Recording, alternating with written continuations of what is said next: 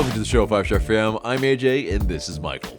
Before we get into it, become part of the notification squad by hitting the bell next to the subscribe button on YouTube. Welcome to another episode of 5-Stripe Weekly, and Atl Utd have played a couple of preseason matches more, the second and third ones. And before we get into the reviews and the news, and a very, very interesting, also maybe revealing, one could say, kit leak. Let's give some love to our Patreons, Gavin, Andrew, Jordan, Niall, Chris. Those are our highest tiered subscribers on Patreon. And if you want to be able to play us on EAFC, for instance, you definitely want to hop over onto our Patreon and get involved. We will be doing lots of fun things with our Patreons throughout the season. So definitely get in there before this season starts. There are some fun ones that are coming up. But anyway, guys, let's get into the two matches. The first one being against Memphis 901 in Athens at the Turner Soccer Complex at the UGA pretty much area. And man, there were a lot of familiar faces for sure with Memphis 901. And, Stephen Glass, of course. You've got Emerson Heineman. Yeah, I mean, just to name a few, it's, some guys that are a big part of our history, really. And, they're on this USL side. So it makes sense that we played them. But, it was definitely a very... I would say it's interesting. It was sold out in terms of a crowd, and so definitely there was some good energy. And I mean, ultimately, that first starting 11, I think, is pretty close to what we might eventually see, bar a couple of players that are either coming back from injury or coming back from international duty. But Josh Cohen, Ronaldo Hernandez at left back, Abram, Noah Cobb, not included in that. But basically there has been some minutes management on Stian Gregerson. But Brooks Lennon at right back, Tristan Muyamba, Bartosz Slisz, who gets his first start of the preseason. His visa was approved. Nick Firmino, Sean Da Silva, Saba Lapsanidze, and Yorgos Yakomakis. And so, definitely great to see Slisz. He, definitely got a good number of minutes where, I mean, he showed some stuff. But, let's get your thoughts and a little quick recap on how you felt after seeing the second preseason match against Memphis 901. Yeah, I was a little nervous going in because I know our history with them. Definitely didn't want to lose to another USL side, specifically this one. It was, I was a little nervous going into it, and unfortunately, my nerves were there for a reason. We struggled. It was a tough game. They played us hard. We'll get into the reasons why. But that early goal from way out was unexpected, to say the least. I don't think anyone saw that coming. I don't even know if it was that much of an issue on our side in terms of not being able to close them down soon enough. But I mean, it just reminded me of a lot of bad luck that Atlanta United has had throughout their seasons, where just players that normally don't go nuts and just have the game of their life against us decide to show up and turn out, and oh my gosh, they score from downtown. So it's like, okay, whatever. Luckily, we didn't let it spiral, kept things going, and we eventually equalized. It took us almost the entire game to do so, but through that game and with the one that came after, we can say we have preserved our undefeated status in the preseason so far, and that makes me happy. Super duper important, clearly, at least to you. And I mean, Inter Miami, like we were just discussing pre-show, they haven't won a preseason match so far, and you know what? I have a feeling they'll be okay. But it's still, yes, LA United. I mean, Memphis 9-1. Like, okay, I think there were 30 fouls in this match apparently, and it was a friendly. Yeah, it was a physical one. Yeah, you know, I think what's interesting is there, you know, yeah, you have the, you know, the former LA United head coach and Stephen Glass, who I think, yeah, I mean, you know, he has a point to prove. He didn't get the permanent job, you know, and I think at this point you have a little bit of, okay, yeah, you know, let's make sure we get stuck in and make sure that LA United feels us here, and you know, they definitely made it difficult for us. It was probably our biggest test of the preseason so far, which is interesting that it is a USL side. But you know, since we won't really be playing them, really, I think this is something that was very good, a good thing for us in this preseason to be able to, yeah, I mean, just kind of get this type of real game scenarios in our system and kind of wake us up where it's like, okay, yeah, it won't be a walk in the park. It won't be where, yeah, you know, some players might not actually go full in, actually get stuck in. No, yeah, Brooks Lennon, who was not given the armband for the first 11, seemed like he had a point to prove because Yorgos Yakimakis had that armband, and yeah, Lennon, you know, he basically, he was shoving some players, he was sticking up for his team, and it was I think something that's great to see is, you know, a player like him who many of us have penned for probably the actual captain for the first 11 if Brad Guzan does not win the starting job at goalkeeper. It's probably that, but it's also probably Brad Guzan is gonna be the actual club captain, and the you know, the one on the pitch might just be by committee until Brad Guzan does you know, move on from LA United. But yeah, and in terms of, yeah, that second match, or not second match, but the second half with the new group that had Brad Guzan and a bunch of you know, other players that you know, are gonna probably feature for LA United too, but Brad Guzan, Matt Edwards, Derek Williams, Efren Morales, Aidan McFadden, Matias Gallardo, Jay Fortune, Javier Armas, Tyler Wolf, Luke Brennan, and Jamal Tiare, who yeah, Jamal Tiare was able to find that equalizer, but only after we spent the entire second half still fighting the 901, and it's I think it's this, we look we look a little bit where, like, it's encouraging, but the types of chances, I mean, it's like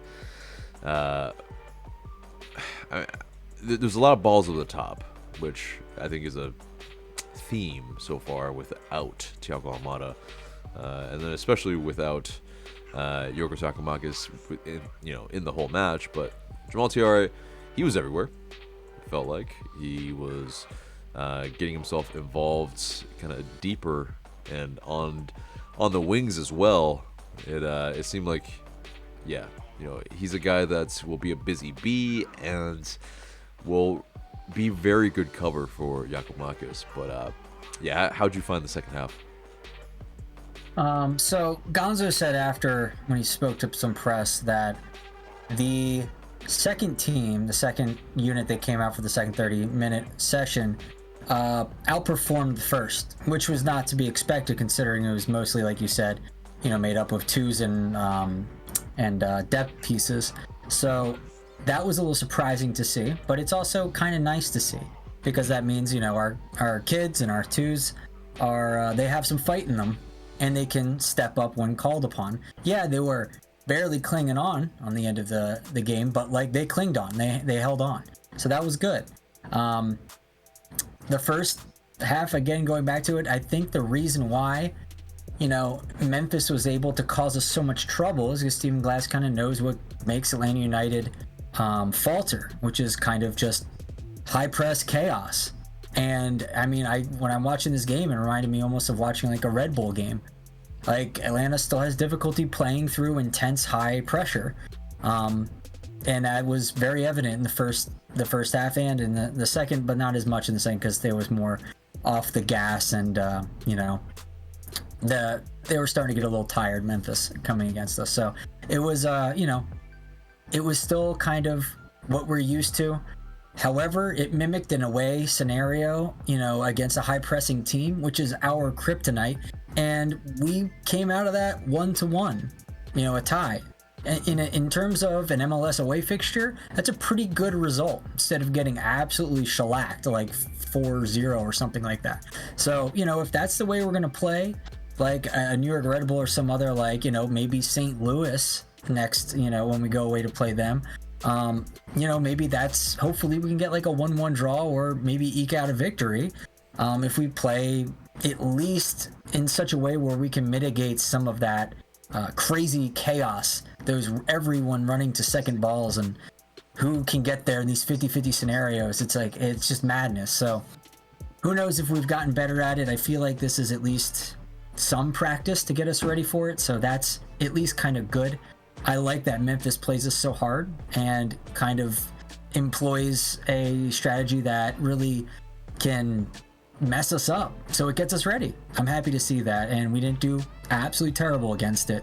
And yeah, I mean, I don't really remember how they played us when they beat us in the USL or in the Open Cup, but I don't remember us playing. I just feel like we just didn't play well. It wasn't so much that Memphis was just playing like a strategy that was working. Just remember us just kind of botching a lot.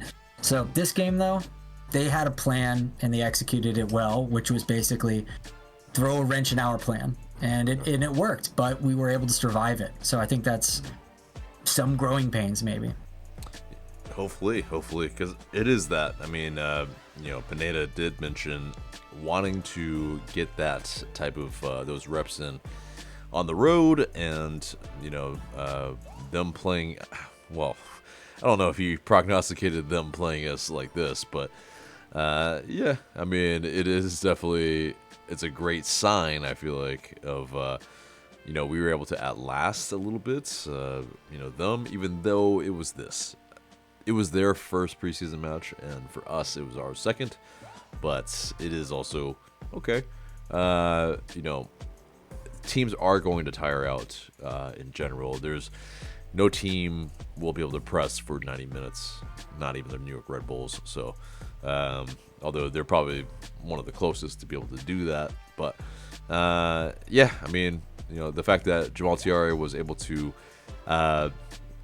get that equalizer, and that was from Javier Armas. He pretty much popped up a headed pass in the direction of Tiare. And yeah, Tiare was able to get a one-on-one with the goalkeeper, and he slotted a low-driven shot. But yeah, definitely good to see our strikers hit the back of the net in preseason. That's what we need. We need them seeing the net bulge, and then hopefully carry that into the actual season. But yeah, I mean, ultimately, it's a kind of topsy-turvy match to a degree, where lots of people were thrown on their butts, but we come out unscathed, seemingly, and that's the most important thing. So we'll wrap a bow up on that match and into the third preseason match against CF Montreal, who just gained a familiar friend who we will talk about later. But yeah, it was 120 minutes, 2 60-minute halves, and it was definitely interesting. I mean, we're in Tampa now. We're gonna be in Florida for the rest of the preseason, but the first 60 minutes, that 11 consisted of Braguzan, Caleb Wiley, who returned from injury, Derek Williams, Noah Cobb, Brooks Lennon, Bartosz Slisz, Tristan Muyumba, Nick Firmino, Sabalap Sinidze, Jamal Tiare, and Shonda Silva. Yorgos Yakimakis seemed to have missed out, probably due to some rest as well. But and also as well Stian Gregerson. But yeah, I mean, I was on a plane, so I wasn't able to watch this match. But you give us your thoughts, Michael, and yeah, I'm sure it was two interesting 60-minute periods. Yeah. So we won. That's always nice to win, and it's an MLS team too, so that's cool. It's not USL. So it looks like we rose to the challenge here. What I thought was interesting is during the match chat on our Discord, one of our members said, "Wow, Montreal looks worse than Memphis. Memphis seems to have played us even harder." And I think that had a lot to do with like the way Memphis attacked us, them using kind of a kryptonite on us, whereas Montreal, I don't think did. They were more, you could see, I did like a screen grab a couple of times of Montreal playing against us today, and they were almost always in a very firm mid block. They tried to get us out into the wings and keep us there, which we did often, and we found some joy from it, especially with Saba. That got us kind of a fluky goal. So we got a goal, never going to be upset about it. However, the way it was done could be better because I don't really know if it's indicative of a successful system. Like, is this replicable? Is this something we can expect to see often that Saba does? I don't think so. You don't just take pot shots across the face of goal and hope it goes in. Usually, hopefully, someone is there like Jamal. Jamal tried, didn't quite make it. The rest of the game, they tried many times to do sequences like this. One was pretty close. I think there was a header that Saba crossed it, then a header. I forget who was on top of it, but that was pretty close. Outside of that, there wasn't that much effective or clinical production coming down the wings. There was a lot of noise coming down the wings, but not a lot of clinical, attacks. So that's a little bit, also preseason, it's rust, it's kind of dialing in still. So I'm not exactly expecting them to nail all of these, but, I'd like to see maybe one or two or three, but we saw one, and that was a little fluky. I'd rather see obviously I think if Gigi was in, he probably puts that away nicely, like to make it look flashy. Instead of it just kind of sneaking through the goalie's hands, and Jamal kind of like almost dummying it looked like. So, it is what it is. I'll take what I can get. There was also some strange instances that happened.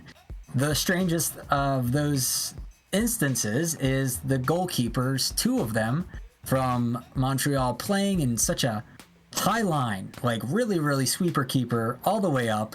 And boy, did they get punished.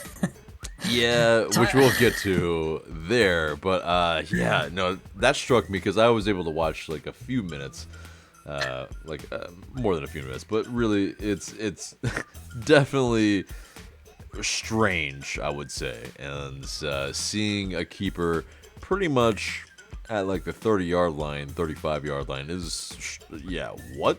Like that's helter-skelter. That's suicide ball, I would say, and not really advised, especially with I don't know. I mean, it seems like their new head coach Courtois is just trying to implement some things that might be really progressive in this league, but it also might have them lose a lot of games because that's not really the most wise thing, I think, to be trying to implement with a young team. But you never know. But speaking of a young person and young player, Caleb Wiley, he apparently only got about 15 minutes or so, but he was taken off after that for Ronald Hernandez. So great to see Wiley maybe get some minutes for fitness. Didn't seem like it was anything injury related. Maybe it was just planned. So hopefully that is the case. But the second 60 minutes had Josh Cohen, Ronald Hernandez, Luis Abram, Ephraim Morales, Adam McFadden, Dax McCarty, Jay Fortune, Tyler Wolf, Matias Gallardo, Luke Brennan, and Ashton Gordon. Of course, the new player that will be an official Atlanta United 2 player next season. But yeah, I mean, Cohen had to make a couple saves apparently. Yeah, how'd you find the whole second period of 60 minutes? Yeah, this goes along also with a summary a bit of the first period as well. Was that, you know, we seemed to be, because Montreal wasn't trying to suffocate us, we had more room to build out the back. We looked more confident in doing so, calm, cool, and collected. We were able to kind of string along some passes. They tried to overload us in the midfield, and then when that happened, a lot of times we decided to opt to go over the top or, you know, down the wings, which we did often. So, you know, I thought we saw some growth. I thought we saw some confidence building. We looked a little bit more cool on the ball. Building out the back wasn't as worrying against an opponent like this. So, and that's something I know Pineda was trying to practice this game. A lot of building out the back and then, you know, building that confidence. Starting with players like, you know, Noah Cobb did very well. A lot of the kids in the second did very well too. I don't really think anyone had like too much of a, you know, like a bad game. Like everyone kind of did pretty well. You probably want the offense to do slightly better, be more clinical, but you know, like I said earlier, you don't expect that in preseason to be, you know, hitting on every one of your chances. So for what it was, I thought it was all pretty good. Yeah, and then in terms of the goal scored by Montreal, yeah, how did you find that? You know, was it you know, something that's midfield, or was it in defense? Was it a goalkeeper? Like what happened there? I didn't see that goal. I missed that part. My daughter took my iPad for that that time. Oh, the old kids. Yep. All right. Well. Yeah. I mean, yeah, I'll probably rewatch that, but it is definitely, yeah. I mean, the stream as well. If you were wondering, yeah, it had like 3 different start and stops as well. Yeah. It was a difficult one, I think, to watch. It was also 3 p.m. on a weekday and on a work day. 4 p.m. 4 p.m. Either way, it's, yeah. Most people, I mean, it's pretty much. I think I saw it concurrently, or you saw it concurrently, rather. It was like about 2.5, maybe 3,000 people watching it at one time. Yeah, I mean, it ultimately, it feels like this was a very understated preseason match where, okay, yeah, maybe they're just getting some fitness, but I think in the grand scheme of things, it's very perplexing to have a game, a preseason match at 4 p.m. on a weekday. Like, you think about the best teams in the world, the biggest teams in the world, and we have Messi now in this league, and you guys are putting out a preseason match at 4 p.m. on a weekday, on a Wednesday? Like, no. Your stream can't even stay live? Yeah, and the stream can't even stay live, and it's just like, are you guys trying to have fans or not? Because it feels like you guys are trying to hide games. So, I don't know. I mean, it's just, I think we could do a lot better. And I'm going on a little bit of a rant here, but it's really strange. It's strange behavior from, from the club that is a professional team. And yeah. You've basically not allowed really anybody, say even your fans, to watch the game. Like, yes, I understand that, fans aren't there because they're getting the preseason together, they're getting the reps, they're getting their fitness. But if you want people to care when you have a game, like that's the practice of that too. If you're practicing them to not care. That's essentially what you're doing. And yeah, why even show a stream if you're gonna do it like that? Yeah. Like the product is inferior to pretty much anything that's in the world sphere in terms of football. Like that's just. Yeah. I mean, it looked like my old high school soccer local access cable network. wearing playing sports from the the high school or something. So yeah, like it's just we could do a ton better than this, and it's just I don't see how this match gained any fans. At least we had Jason calling it, so I mean that was one good production value of it. Right, but and that he's talking about Jason Longshore if you're if you're new around these parts, but it's just that I mean it's like you got to be able to help yourselves, guys, and we're a podcast about a professional club, and I don't know, I feel like I'm watching a high school match, like it's help us out too. I mean, I'm just baffled, speechless, really. But anyway, so in terms of that, we win 2-1. We're able to apparently show some strong defensive displays, but we don't keep a clean sheet. I'm not sure if we have kept the clean sheet so far, which is still a bit of a worry for the new season. I mean, the Memphis goal was fluky. I'm not gonna whatever about that. I'm sure the Montreal goal wasn't like, oh my god, they figured us out or something like that. It's probably, I mean, there was one or two times where Montreal was trying to create chaos in the box, and there was a couple of times where I thought, oh, this could easily just, if it just bounced one way instead of the other way, this could have landed on the foot of a Montreal player and boom, goal. So it could have easily been that, because that's a really sore point also for Atlanta, is when the other team kind of just like what I said with like what Memphis did and then what New York Red Bull did, is they try and create chaos in the box, and then hopefully the ball lands fortuitous for them and they just get a chance and take a shot and it goes in. It's not exactly a system, it's just throw the ball in the mixer and hope for the best. Montreal just happened to find themselves once or twice in that kind of scenario, and we got lucky that our goaltenders were rising to the challenge, and also they were not clinical about it.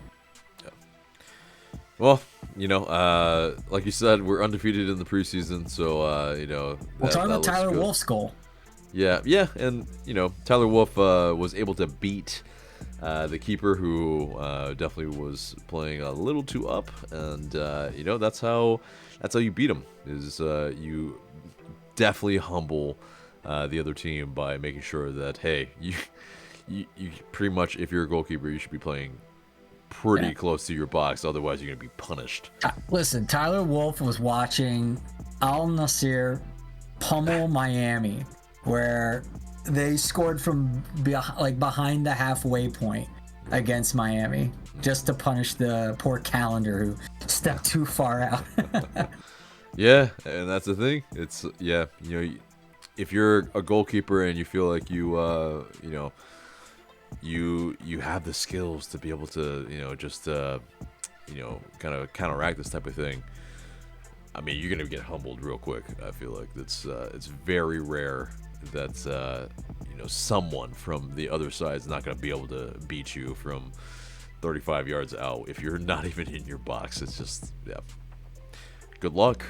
But it's definitely very interesting that they did that.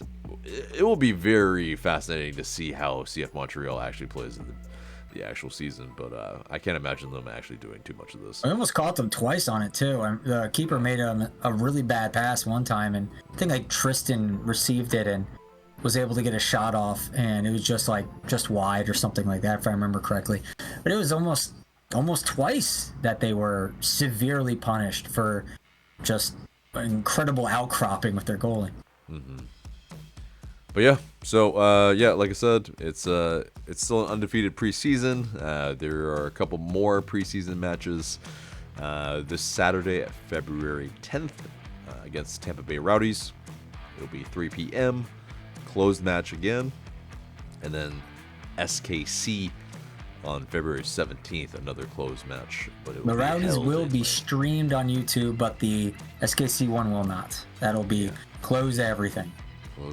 So it will be very interesting, because in that there will be It's that final tune-up before the actual season, and I guess they don't want anybody to see it, so they can prepare for them. But hey, that's kind of how it goes in MLS. But anyway, let's get into the news and the Leagues Cup. Our opponents have been decided, and the Leagues Cup format will also be a little bit different this season. My throat is killing me, but I will be powering through this. We got this. But we will be playing DC United, and also hold on. Here Santos Laguna? Santos Laguna. Yeah, it just disappeared while I was trying to find it for some reason. But basically the top tier Liga MX clubs, they will also have a little bit of a better say this time. At least that's the hope, because those highest ranked Liga MX clubs will get a little bit of a hub privilege, is what they're saying. And so they'll be playing in predetermined venues as the home team. And so the likes of CF Monterrey and Chivas and Tigres and America. So basically, it's all the massive Liga MX teams will have the predetermined venues. And I think you should see probably a little bit better of a showing from Liga MX teams this time then. But we'll basically see as well if Inter Miami can pretty much hang on to their cup. But it's another iteration of it's the second season of it. And how did you find the Leagues Cup last season? Were you entertained? Yeah, I was definitely entertained. It was fun. There's a lot of debate about whether or not it's necessary, and extra matches that prolong seasons and things like that. And those are all fair conversations I think that should be had, and that the players should have says in. When you talk about that in terms of your bargaining agreements and things like that, when they write it up with the players unions. So I hope that they get a good say in that, and they have their voices are heard when they talk about match congestions, and because I don't want the players to take on more than they physically can, and then they end up getting hurt more often, and that's just not good. So, but if everyone's happy, peachy keen, then I think I'm all right with it. More games, more interesting games too, because it's international opponents. I like playing against international opponents because you get to play MLS teams all the time, and that's you're used to it, you understand it. Testing yourself against international opponents is just always fascinating to me. So that kind of stuff is fun, and it's also like something you watch, like the NHL or NBA or NFL or any kind of American sport. These teams, you don't play outside of your league. It just doesn't happen. So that's just an interesting thing that soccer affords you that watching other sports doesn't. So I find that particularly interesting. As for our League Cup draw, I think we should clear it. I think we should rise as the top club in that group, which is Santos Laguna and DC United. DC United, I think, is a foregone conclusion. We should beat them. I don't think there's any reason we shouldn't. And then if it's Santos is currently struggling a bit. They're was like 11th or 9th or something like that in Apertura. Like they're okay. They're not great. I think of decent Mexican teams, I think we can take them. If it was like a higher ranked one, I don't think so. I think we would struggle against like a Monterrey or something like that. So I'm glad we got who we got. I think it's even easier of an opponent than Cruz Azul, and we almost beat Cruz Azul. I think with the team that we have now, we probably could beat Cruz Azul, at least the one from last year. So I'm looking optimistic against Santos and definitely against DC. Yeah, and I think you're right. I mean, it's like as well. Last season, of course, we ended up losing to the eventual champions. So twice in both competitions of Leagues Cup and MLS Cup. So does it look better for us? I guess possibly, if you're in that mode of thinking like, oh, because it's that broken math where, oh, because that team beat you and you beat that team, you're, possibly better than them. Right, by the transitive properties of sports. Yeah. Exactly. But, ultimately, we have a very friendly draw. This, like you're saying, it's, DC United, like, okay, yeah, we should, like, on paper, yes, we, if healthy, should move on from this group. But, stranger things have happened. Maybe DC United gets Antoine Griezmann or something, and, and then it changes. Then it changes the scenarios, of course. So, hopefully, I did not just prognosticate some weird transfer to have happened to... Knock on some wood if you can find some. Exactly. Okay, yeah, this table. But yeah, so definitely very interesting, and the... in terms of the knockout rounds and no ties, that will still be the same in most of the senses. But yeah. And yeah, ultimately, Leagues Cup, the 2024 third place and final will determine the 3 CONCACAF Champions Cup qualified clubs. So,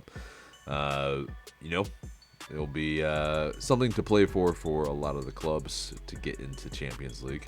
So that is good. Boy, I want to get back there. Yeah, absolutely.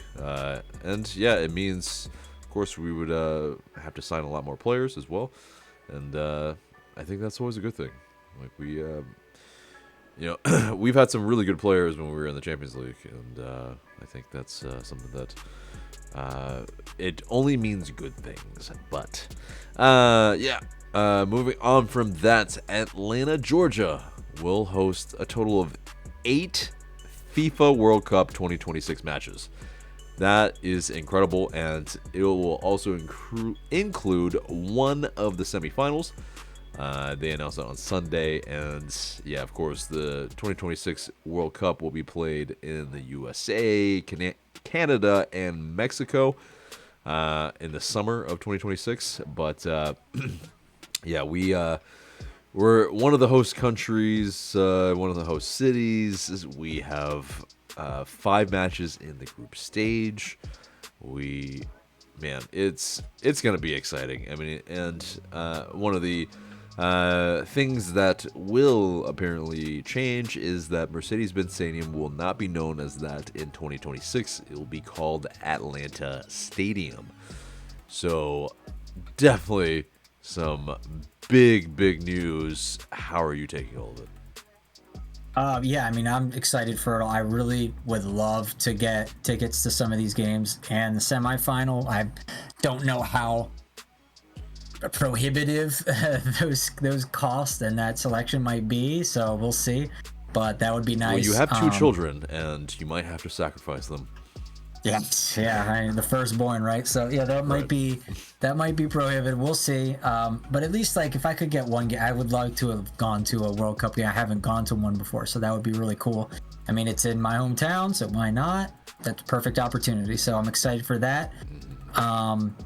And I mean, if the teams that I follow, I mean, United States, obviously, and then some other teams that I like, they ended up playing there, like Denmark or Algeria. That would be really cool if they showed up in Atlanta. I would be able to see them. That would be amazing. So we'll see. We'll see what happens with that. As for the name recognition or lack thereof, really, and Mercedes-Benz not being known as that. I mean, I don't really care. I think only Mercedes is the one who's going to be annoyed by this. If people want to know what the name of the stadium is, they'll look it up and they'll see. It won't be hard. It's not like it's going to be hidden. So if they call it Atlanta Stadium, who cares? Yeah, I mean, unless they're taking off the Mercedes-Benz logo, I think it'll be pretty obvious on the side of it when they're doing the aerial shots, if they're doing shots anywhere outside the stadium. But yeah, so I can't imagine that will be happening. But yeah, it's super exciting. I mean, I don't know when the tickets are going to come out, but I'm sure they will sell out as fast as Andre 3000 tickets in Atlanta. There were 4 of them, and they all sold out within 12 hours.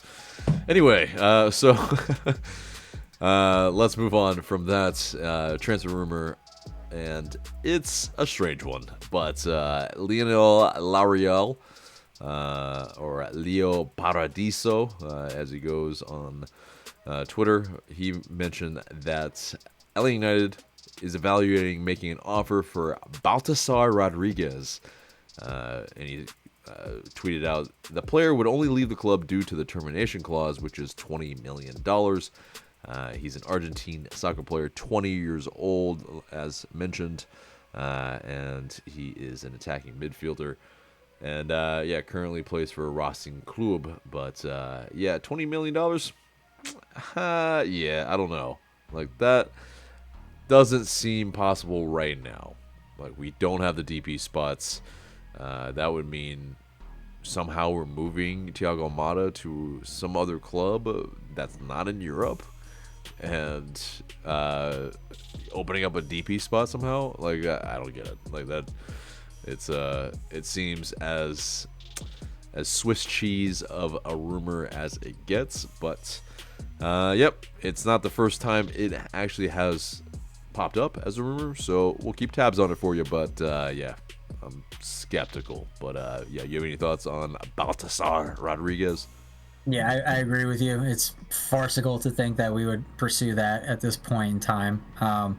This is probably just another instance of, maybe in the past, like significantly long ago, we inquired maybe about him, or someone inquired about him that was tangentially related to Atlanta, or something along that, and someone went, okay, I'm gonna hold on to this piece of information, and like maybe when things like the agent things go quiet for their player, they'll drop this type of hint or something like that to re-enter the name of the player into the transfer rumor zeitgeist or something like that. So this happens once in a while.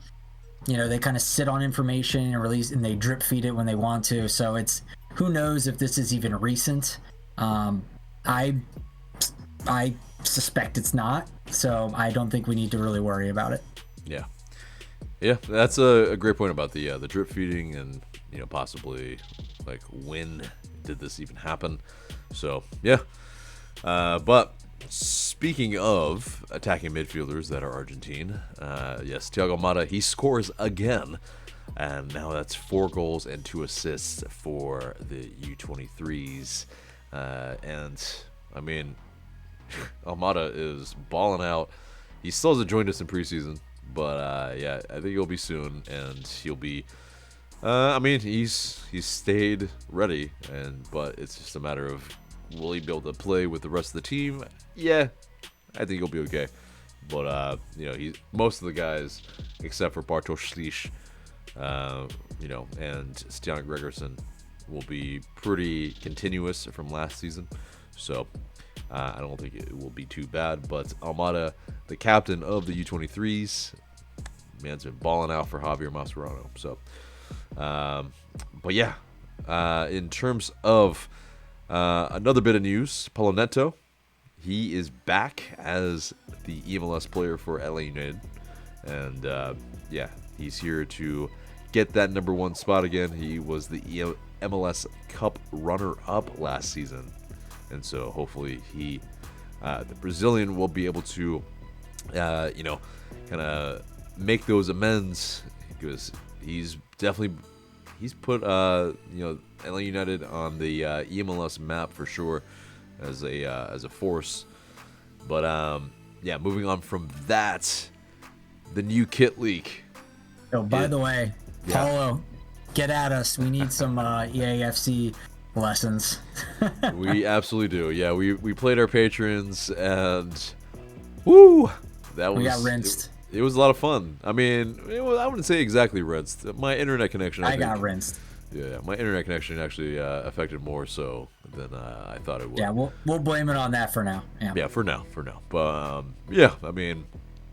I'm looking forward to the next one that we do, and get at us on Patreon to be able to do that. But this kit leak hit the the genuineness of this actual kit leak is in question. But Bogdan Bogdanovic and Clint Capella of the Atlanta Hawks were both seen wearing the new kit going into the arena and into the locker room. Yorgos Giacomakis and Sava Lapsanidze were at the match. I mean, you also had, they were asked after the match, or after the game, rather, by Caleb Johnson, and he tweeted out, asked Bogey about wearing a new Atlanta United kit tonight. He said, quote, "Me and Clint love soccer, so we just wanted to show love to our soccer team." On whether they knew they haven't been released yet, he said, quote, "I think Clint told me. I knew this was the new kit," unquote. So the very no idea. Yeah, right. Oh, sure. The very fact that Atlanta United wouldn't have been like, "Hey, yo, Hawks, take it down. We haven't released it yet." I mean, it's just the whole thing's fishy. But yeah, how would they have ever gotten their hands on it? Right, like, exactly. And so, but on the kit, it's definitely the lighter kit, of course, but it's inspired by the Phoenix of Atlanta. Of course, we were a city that was burned down by William T. Sherman, so there is a bit of the history there. You know what the T stands for? I don't actually. Tecumseh. Tecumseh. Useless knowledge that I will not remember again. I remember it, but now I don't care. I mean, but I appreciate it. But it's, I mean, we're a city that has risen from the ashes, and so it's in a blue outline on a kind of light blue, maybe a little bit of a white on it. But the Phoenix is outlined in there, plus you have some gold trim here and there, plus darker blue trim along the collar and sleeves and along the bottom of the shirt as well. Curious what colors that we use for the shorts and the socks. I think that will be a very telltale. Hopefully it's not like the strawberry and concrete of the first season where it was lazy and white and yeah, so you're shaking your head. Or in the Force kit where the shorts don't match the shirt. Exactly. So hopefully they're the color of something that's a little bit close to what we're wearing there. Maybe even yellow or the gold, if we want to call it that. It's just, it already reminds me of Philadelphia so much. If we do yellow pants too, it'll be just like Philadelphia. Kind of true, but ours will be a little bit different, possibly. So we'll see. But apparently it's going to be called the Always Rising Kit. There is possibly a kit launch on February 17th. So purportedly that is happening, and we'll give you some more concrete details when they actually come about. But Always Rising Kit. What are your thoughts on how the kit looks like? In general, I think it looks good. It's again, I'm not in love with the color palette they went with, because it's just anti-Atlanta. If you get my drift from the red versus blue, but it is. I mean, I get third kits and stuff and away kits are often off your brand per se, and that's fine for that kind of tradition to continue with this. But it's just still, it is a little jarring, honestly. This is, you have to take a second to be like, oh right, yes, that's an Atlanta kit.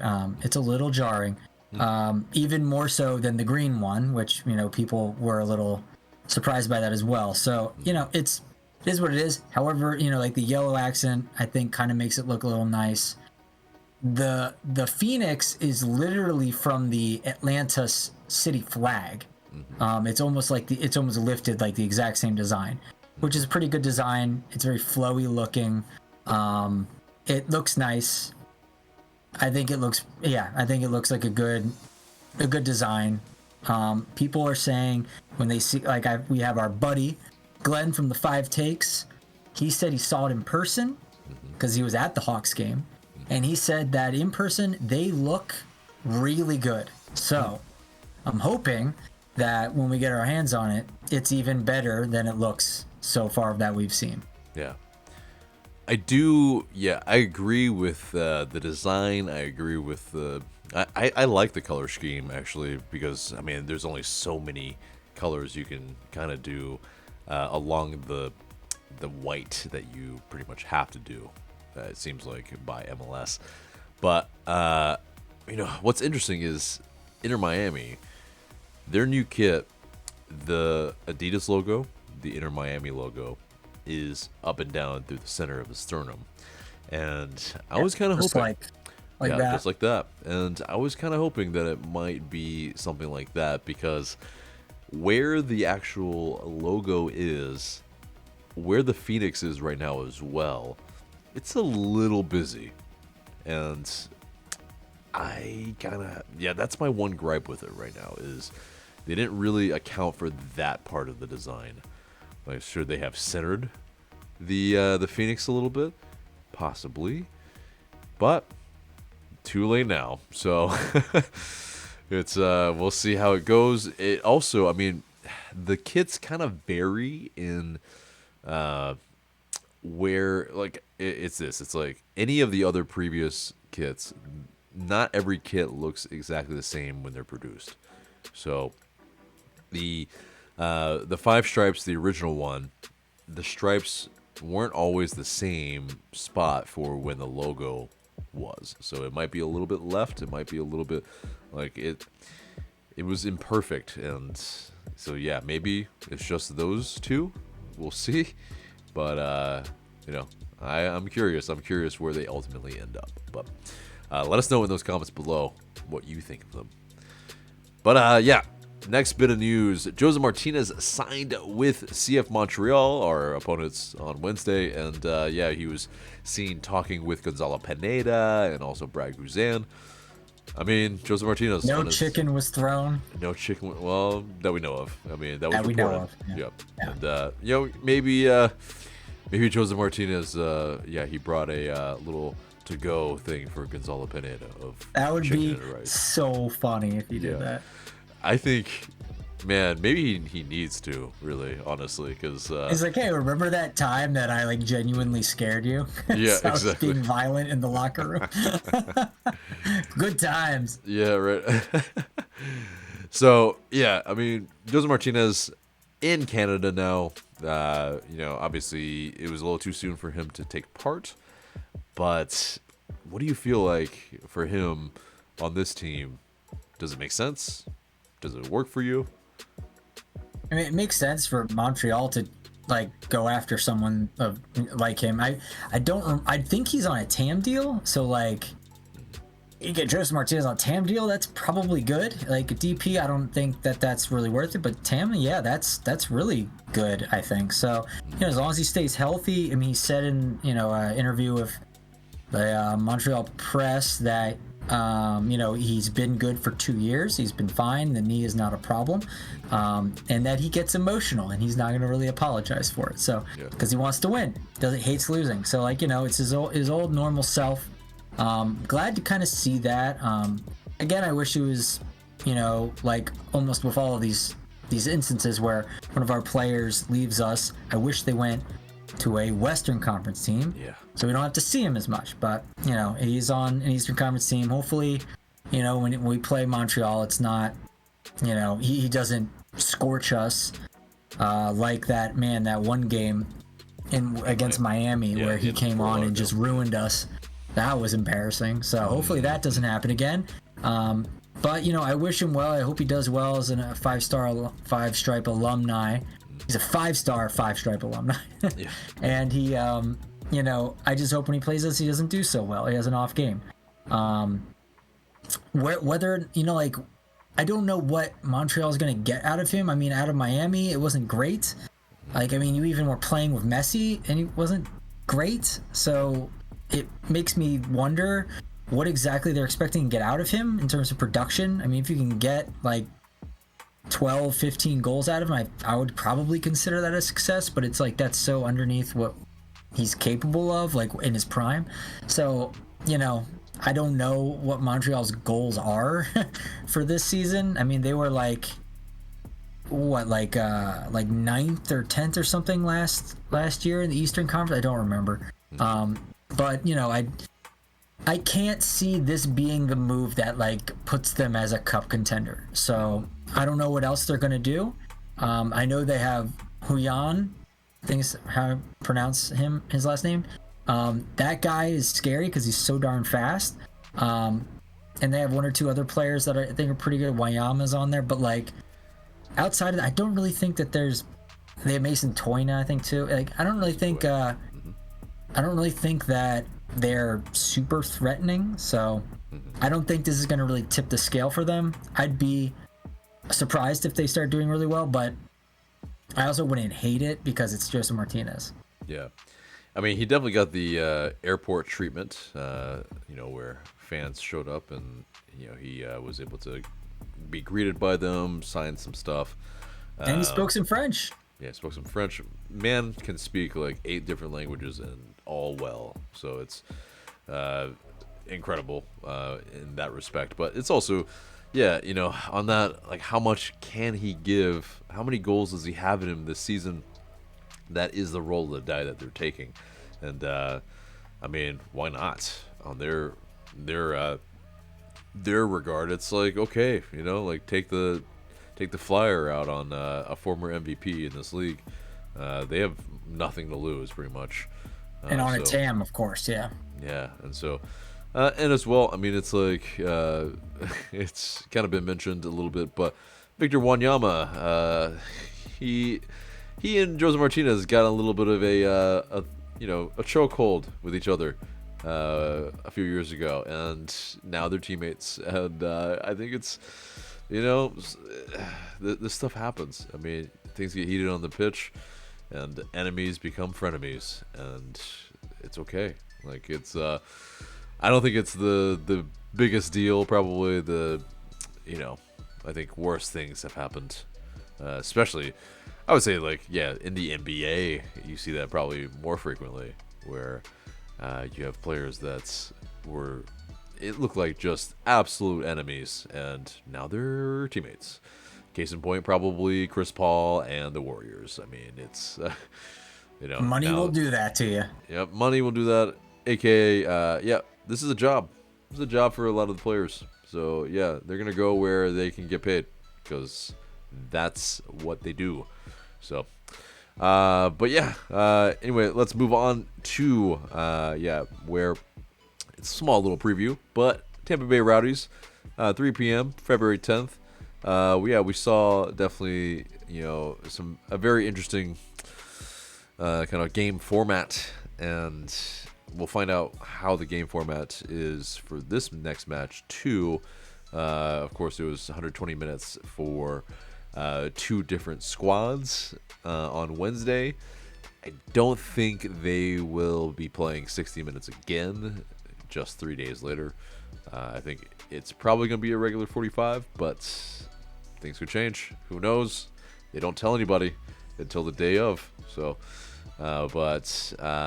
yeah, I think our prediction that last time it wasn't going to be the U16 kids playing again and making the trip to Florida, that came true. It seems like right now in Florida, it's the first team squad and the Atlanta United 2 squad that are there, and I would imagine it's probably maybe like a 60-30 now, maybe, for a 90-minute match against the Rowdies.